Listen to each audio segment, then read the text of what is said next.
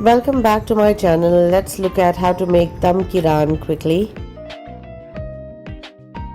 Okay, so you see here is the big chunk of meat. Actually, this is the raan, the leg of the goat. I did ask them to remove the bone from here so that I only make the chunk of meat with all the spices. So this is how I just poked with the knife like this. I'm gonna do this on both the sides, and here you see this is water and vinegar and salt. I soaked this big chunk of meat in some water, added vinegar and some salt, and I just left it for about 1 hour, and I'm still going to leave it for another half an hour until the salt and the vinegar get into the chunk of the meat.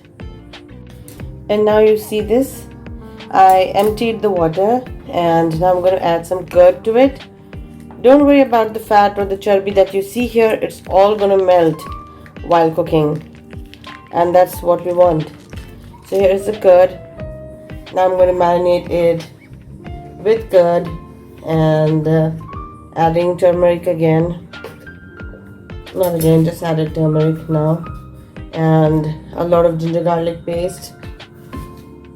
Salt goes in, and then we have red chili powder. The other spices we're going to add a little later. As of now, this much is enough. So I'm going to mix all this together and leave it like this for another 1 hour, and I'm going to mix it now properly. So now I'm adding lemon juice. Add around 2 to 3 tablespoons of lemon juice because it's a big chunk of meat, and green chili sauce, and again I'm going to mix them all together. And now I'm just going to do this so that the spices get into the chunk of the meat. Just have to turn it around and do the same so that the lemon juice, salt, the spices, they all get into it. I don't have a sharper knife now. I'm just managing with this. And now I'm going to add some nahari masala, just this much.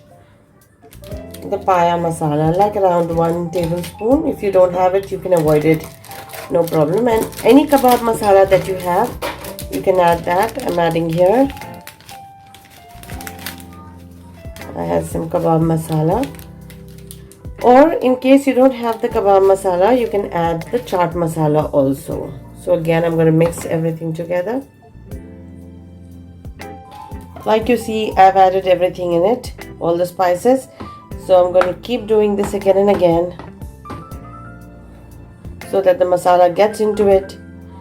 And if you really want the spices to I mean the chunk of the meat to have the real taste inside, because anyway the upper side is going to be cooked properly, but if you want the inner layer also to get that taste, you have to keep doing this, poking it with a knife till the masala gets in.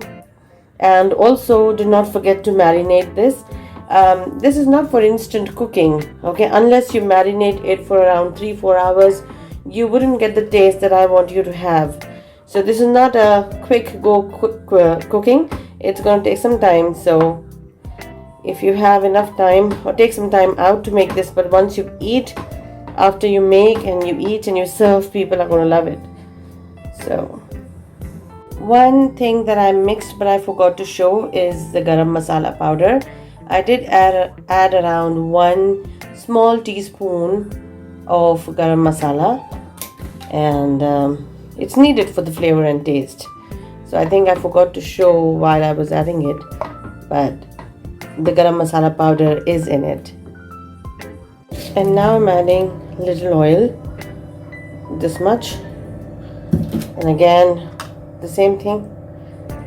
Let it get mixed properly. Wear the gloves if you fear that your palms are going to burn. Yes, they're going to burn.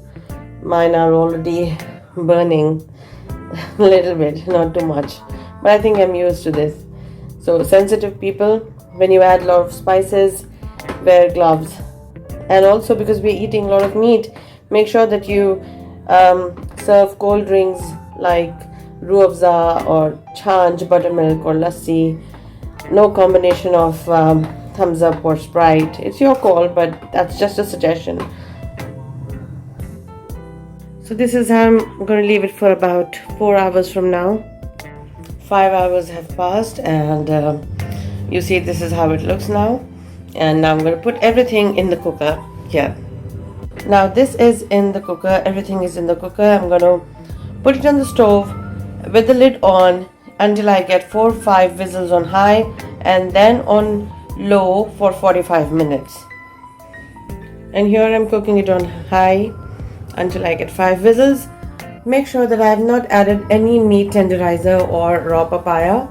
I generally don't like using meat tenderizer powders, and but raw papaya I ran short of it today, so I didn't add raw papaya also. But if you are a person who would like to add meat tenderizer or raw papaya, I don't think you need to cook it in the cooker on slow for 45 minutes. I think your chunk of meat will get cooked in about 25 to 30 minutes. This is how it looks after me cooking it for 45 minutes on low after 5 whistles on high, and you see that the meat is cracking up from here. That means it's done. So we're going to add some more masala to it, not too much, little bit. Now as you see here, I've got few dhania seeds, coconut powder, and pule chane ki dal putana. I'm going to roast them and then make a fine powder of it. So here is the powder of all the 3 things that I showed, and now I'm going to mix it all in the cooker. Okay, why am I adding this masala now in the end, not in the beginning? If I would have added this earlier, it would be burnt. The masala would have been burnt in the cooker. The surface of the cooker would generally get burnt if we add these masalas earlier. Here you see I've added the powder to this mutton and the soup. I'm going to let it cook until the side gravy gets a little thick, and then I'll show you the next step. How the meat has got tender, and now it's cooking, and I'm going to make the gravy thick. And don't count me on time, I would want to say that. See, for me it took around 40-45 minutes because our goat was a small one, tender, the meat was tender. If yours is a little bigger one and the meat is not as tender as this one looks, so it might take some more whistles, and you might have to cook it on low for more 10-15 minutes. So that's how, and that's why don't count me on time. So here, not sure if you can see it well, this is done, right? The gravy is thick, so I'm going to close the stove now. And this is how it looks once it is out of the cooker. Little bit of finishing is left, and we're going to get done with this dum ki raan in about a few minutes from now, and this is almost done. And here you see I've emptied the cooker, and this is left, so I'm just going to scrape this and have this mutton right now because it is so tempting. See, this is how I'm scraping, and it's really tasting so yum. I'm just going to squeeze a little bit of 1 or 2 more drops of lemon juice and have this right now. This is dum ki raan, so I put it in the vessel, and here I've taken a steel katori. I've added some ghee in it, and then I'm going to put the coal in it, and then cover it with the lid for half an hour so that the aroma, the smell gets totally absorbed in the meat chunk. And for the dum ki raan, here the coal is getting burnt. I'm going to put that coal here. I'm going to take a small piece,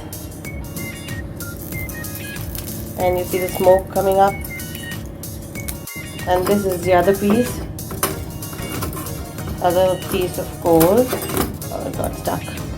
Okay, I'm putting it here and cover it up with a lid. Cover it with a cloth as well. And this is how the Raan gets cooked. You have to keep turning the sides until you want the desired brown color. Here it's almost done. We're going to have it with roti, so I'm just going to leave this gravy like this, and the Raan is done. Here I've added some cream to it. Optional, if you want you can add, otherwise you don't have to add. And now this is done. And here it is, the Raan is ready. And we're going to have it with roti. So please try this out and give me your feedback.